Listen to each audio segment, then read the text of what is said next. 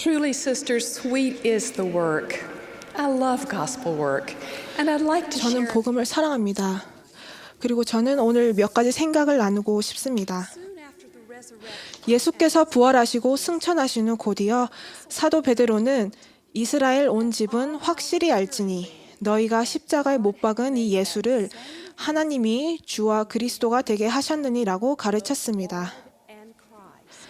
그의 말씀을 듣던 자들은 마음에 찔려 베드로와 다른 이들에게 형제들아 우리가 어찌할꼬? 라고 물었습니다.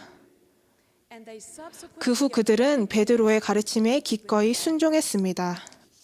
tomorrow is Easter. 내일은 부활절 안식일입니다. 저는 우리도 마음의 찔림을 받아 구주를 인정하고 회개하고 기꺼이 순종하기를 소망합니다. In this general conference, 이번 연차 대회에서 우리는 교회 남녀 지도자들이 주시는 영감에 찬 가르침을 들을 것입니다. knowing that our 우리의 마음이 그분들의 말씀으로 감동받을 것을 알기에 저는 오늘 저녁 여러분에게 이렇게 묻습니다. 자매 여러분, 우리가 어찌해야 하겠습니까? the Relief Society 본부 상호부조회 회장이었던 엘리자 알 스노우 회장은 150여 년 전에 자매들에게 다음과 같이 선언했습니다. the Lord has 주님께서는 우리에게 높은 책임을 부여하셨습니다. 저는 이 선언이 오늘날에도 여전히 참됨을 간증합니다. today. The Lord's church 주님의 교회와 왕국은 영의 인도를 받는 여성들, 즉 자신이 지닌 독특한 은사를 활용하여 보살피고 목소리를 높여 복음 진리를 수호하는 여성들이 필요합니다. 우리들이 받는 영감과 직관은 하나님의 왕국을 건설하는 데 필요합니다. 사실 왕국을 건설한다는 것은 하나님의 자녀들에게 구원을 가져다 주는 일에서 우리의 몫을 다한다는 의미입니다. others. 우리가 다른 사람들을 보살필 때 우리는 왕국을 건설하고 있는 것입니다. 그러나 회복된 복음 안에서 우리가 첫 번째로 일으켜 세워야 할 하나님의 자녀는 바로 우리 자신입니다. 에머 스미스는 이렇게 말했습니다. 나는 나 자신을 알고 이해하기 위해 하나님의 영을 소망합니다. 그리하여 영원한 세상에서 승형에 이르는데 도움이 되지 않는 습관이나 성격을 극복할 수 있기를 바랍니다. 우리는 구주의 복음에 대한 신앙의 기반을 세우고 성전 성약에 의거하여 승형을 향해 앞으로 나아가야 합니다. Empowered by temple covenants toward exaltation. What if some of our 우리가 가진 전통이 예수 그리스도의 회복된 복음과 맞지 않을 때는 어떻게 해야 합니까? 그런 전통들을 포기하는 과정에는 곁에서 정서적으로 북돋워주고 보살펴주는 다른 사람이 필요할 수도 있습니다. 제게 그랬듯이 말입니다. 제가 태어났을 때 부모님은 목련나무를 심었습니다. 우리 조상들이 대대로 다녔던 개신교 교회에서 제가 결혼할 때 목련이 피어 있기를 바랐기 때문이었습니다. 그러나 결혼식 날 제 곁에는 부모님도 목련꽃도 없었습니다. 당시 저는 교회에 들어온 지 1년 된 개종자였고 개인 엔다우먼트를 받고 약혼자인 데이비드와 결혼 인봉을 받기 위해 유타주 솔트레이크 시티로 갔기 때문이었습니다. 루이지애나를 떠나 유타에 가까워지자 집도 없는 제 처지가 불현듯 떠올라 저를 압도했습니다. 결혼식 전까지 저는 약혼자인 데이비드의 의붓할머니 댁에서 지낼 계획이었습니다. 당시 우리는 그분을 캐롤 할머니라고 불렀습니다. 저는 이곳 낯선 유타에 도착해서 낯선 분의 집에 머물며 거의 알지 못하는 가정에 영원히 임봉되기를 기다리는 상황이었습니다. 제가 남편이 될 사람과 주님을 사랑하고 신뢰했다는 것이 그나마 다행이었죠. 캐롤 할머니 댁 현관에 서자 저는 숨고 싶은 기분이었습니다. 겁먹은 토끼같이 서 있는 제 앞으로 문이 열렸고 캐롤 할머니는 아무 말씀도 없이 저를 양팔로 안아주셨습니다. 그분은 자녀를 낳은 적은 없지만 그분의 애정어린 마음은 저에게 집처럼 느낄 곳이 절실하다는 것을 아셨습니다.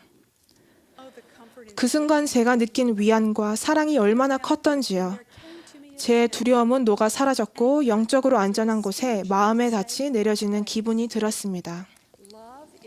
사랑은 우리의 삶에 다른 누군가를 위한 자리를 만들어줍니다. 캐롤 할머니가 저에게 그러셨던 것처럼 말입니다. 어머니들은 말 그대로 그들의 몸에 자리를 마련하여 태아를 키우고 돌보고 또 아이를 키우면서 가슴 속에도 자리를 마련합니다만 돌본다는 것은 자녀를 낳는 것에 국한되지 않습니다. 이분은 자녀를 갖기 전에 어머니로 불렸으며 저는 어머니가 되다라는 말이 생명을 주다라는 뜻이라고 믿습니다. 여러분이 생명과 생기를 불어넣을 수 있는 수많은 방법을 생각해 보십시오. 그것은 희망을 잃은 자에게 정서적인 생기를 불어넣는 것이나 의심하는 자에게 영적인 생기를 주는 것을 의미할 수도 있습니다. 성신을 통해 우리는 차별받은 자와 거절당한 자와 낯선 자를 위해 정서적 치유의 자리를 마련해 줄 수 있습니다. 이렇게 부드럽지만 강력한 방법으로 우리는 하나님의 왕국을 건설합니다. 자매 여러분, 이런 생명을 주고 돌보는 모성의 은사를 가지고 이 지상에 왔습니다. 그것이 하나님 아버지의 계획이었기 때문입니다. 그분의 계획을 따르고 왕국을 건설하는 자가 되는 데는 자신을 잇는 희생이 요구됩니다. 올슨 F. 위트니는 이렇게 기록했습니다. 우리가 감내하고 견뎌내는 모든 것은 특히 우리가 그것을 인내심을 가지고 견딜 때 우리의 마음을 정결하게 하고 우리가 더욱 다감하고 자애롭게 되도록 합니다. 우리를 하늘에 계신 하나님 아버지와 어머니와 더욱 닮도록 만드는 교육은 바로 고난과 시련을 통해 얻어집니다. 이렇게 우리를 정결하게 하는 시련들은 우리를 그리스도에게 가까이 가게 하며 그분께서는 우리를 치유하셔서 구원 사업에 쓰일 도구로 삼으실 수 있습니다. 우리는 또한 진리에 대해 담대하게 말하고 간증할 때 왕국을 건설합니다. 우리는 주님의 본을 따릅니다. 그분은 하나님의 권능과 권세를 가지고 가르치십니다. 자매 여러분, 우리도 그럴 수 있습니다. 여성들은 보통 모여서 이야기하기를 좋아합니다. 우리에게 주어진 위임된 신권의 권세로 일할 때 모여서 이야기하는 것은 복음을 가르치고 이끄는 행위가 될 수 있습니다. 본부 상호부조회 회장이었던 줄리 비백 자매님은 이렇게 가르치셨습니다. 개인적인 계시를 받을 자격을 갖추고 계시를 받으며 그에 따라 행동하는 능력은 현세에서 얻을 수 있는 가장 중요한 기술입니다. 이를 위해서는 의식적으로 노력해야 합니다. 성신에게서 오는 개인적인 계시는 영원한 진리, 즉 구주의 진리를 배우고 이야기하며 그에 따라 행동하도록 영감을 줄 것입니다. 그리스도를 따를수록 우리는 그분의 사랑과 인도를 더 많이 느낄 것이고 그분의 사랑과 인도를 더 많이 느낄수록 우리는 더욱 그분이 하셨듯이 진리를 말하고 가르치기 원할 것입니다. 반대에 부딪히더라도 말입니다. 여러 해 전 저는 어느 낯선 사람의 전화를 받으면서 모성을 옹호하기 위해 무슨 말을 해야 할지를 강구했던 적이 있습니다. 전화를 건 사람은 이렇게 물었습니다. 당신이 대가족의 어머니인 닐 메리엄 맞나요? 저는 행복한 목소리로 네! 라고 대답하며 뭔가 긍정적인 반응을 기대했습니다. 하지만 아니었습니다. 전화기 너머로 딱딱거리던 그녀의 말을 저는 잊지 못할 것입니다. 이렇게 인구 과다인 세상에 아이들을 데려온 당신에게 정말 화가 나는군요. 저는 말을 더듬으며 무슨 말인지 알겠습니다 하고 대답했습니다. 그녀는 아니요, 당신은 이해 못해요 라고 받아쳤습니다. 저는 작은 소리로 그런지도 모르죠 라고 말했습니다. 그녀는 어머니가 되기로 한 저의 결정이 미련하다며 혼통을 치기 시작했습니다. 그녀가 목소리를 높이는 동안 저는 기도로 도움을 청하기 시작했고 한 가지 온화한 생각이 떠올랐습니다. 주님은 이 사람에게 뭐라고 하실까? 그러자 저는 제 입장이 당당하다고 느꼈고 예수 그리스도를 떠올리며 용기를 얻었습니다. 전 이렇게 말했습니다. 저는 제가 엄마라는 사실이 기뻐요. 장담하겠는데 저는 제 힘껏 가능한 한 모든 노력을 다해서 우리 아이들이 이 세상을 더 나은 세상으로 만드는 사람들로 자라게 할 겁니다. 그녀는 제발 그러기 바라요 라며 전화를 끊었습니다. 대단한 사건은 아니었습니다. 저는 여전히 우리 집 부엌에 안전하게 서 있었으니까요.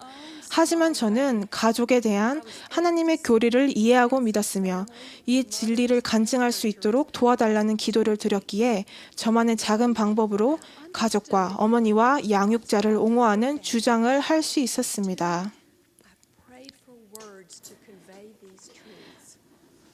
세상과는 뚜렷하게 다르다는 점이 비난을 불러올 수도 있습니다만 우리는 세상의 반응이 어떠하든 영원한 원리 위에 굳게 서서 이를 증거해야 합니다.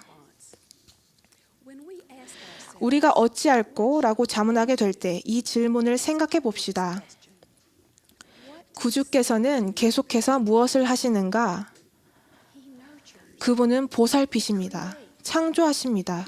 성장과 선함을 장려하십니다. 자매 여러분, 우리도 그렇게 할 수 있습니다. 초등의 소녀 여러분, 여러분의 가족 중에 여러분의 사랑과 친절이 필요한 사람이 있나요? 여러분도 그런 이들을 돌봄으로써 왕국을 세울 수 있습니다.